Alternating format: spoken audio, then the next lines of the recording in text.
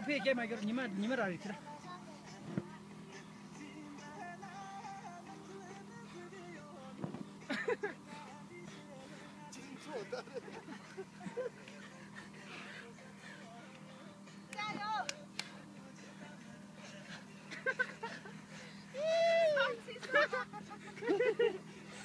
사지 그런 애지.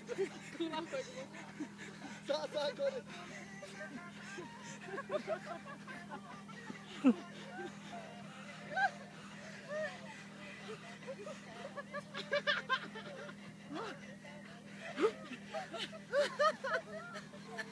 단예 도아.